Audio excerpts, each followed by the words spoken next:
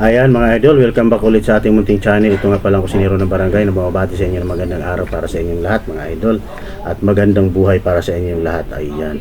So ang gagawin natin ngayon ay kani recipe mga idol. Salad muna tayo at ito ay napaka-healthy recipe para sa ating lahat. Ito ay maganda sa ating panghanda sa ating darating na holiday season mga idol. Ayan, syempre meron tayong carrots na 3 piraso. So ganyan lang, iniwan natin na pinakamanipis at pinakamaliit na pagkahiwa. Ayan, para masarap ang ating salad. Ayan mga idol. So syempre meron din tayong 2 piraso malalaking pipino mga idol. So syempre ganun din ang hiwa nito, medyo pahaba na manipis. Ayan mga lods. At syempre haluan natin ng ubas. So optional naman ang paghalo ng ubas rito mga idol. So kung wala naman tayong grapes, wala naman problema. Ayan, so ganyan lang, 4 na piraso lang natin. So mas maigi kung gamitin nating ubas rito or grapes ay seedless mga idol, para walang sabit pag sakasakaling ito ay ating kainin.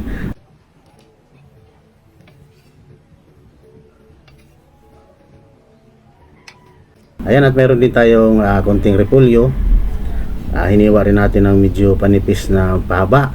At syempre meron tayong mangga, 2 pirasong mangga. Ayan. At syempre hiwain din natin ng medyo panipis ang ating mga mangga mga idol, para pumantay sa kulay at pare-para sila ng hugis. Ayan. So ganyan lang kasimple, kadali gumawa ng kani salad. So ayan, saka natin hiwain siya ng medyo panipis, bahaba. Ayan. Ang ating mangga. Ganyan din. So dapat ang ating mangga ay hinog at syempre mas masarap kung matamis ang pagkanyang pagkahinog. Ayan.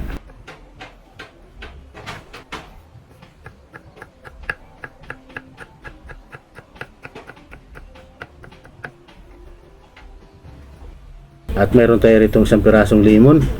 So ito yung ihahalo natin sa paggawa natin ng dipping sauce mamaya mga idol. Ayan.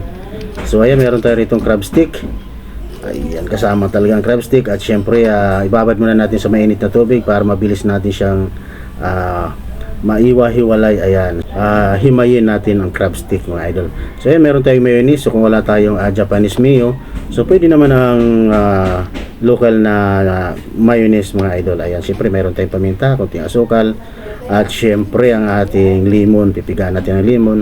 So kung gusto niyo mag-additional ng sesame oil, so pwede naman. Kaya lang ako, hindi na ako naglalagay ng sesame oil. So depende sa ating panglasa. Ayan, syempre simplihan natin at gawin nating Pinoy style ang ating kani salad. So ayan, meron tayong sibuyas, ilagay na natin ang ating repolyo at ang ating pipino. Ayan, nilagay na natin. At syempre yung carrots, ayan, halo-halo na yan mga idol. Ayan, syempre yung ubas, nilagay na natin, magsama-samahin na natin. At syempre yung crab stick. Ayan, so halo-haloin lang natin mga idol ang ating mga gulay na hinalo-halo natin ang ating salad.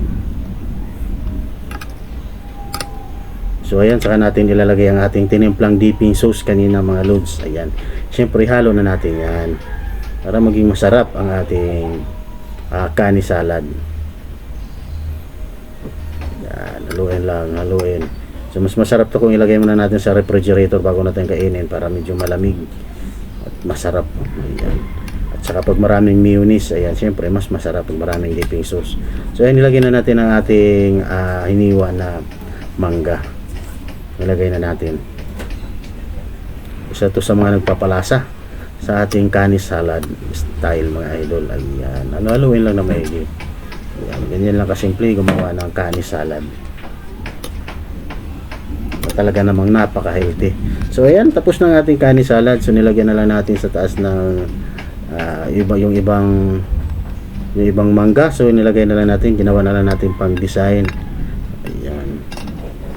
So ayan, nilagyan pa natin ulit ng grapes. Ayan, syempre para lalong masarap ang ating kani salad mga idol. Ayan, at maraming salamat muli sa inyong walang sawang pagsuporta sa ating kusinero ng barangay mga idol. Ayan, God bless po sa inyong lahat.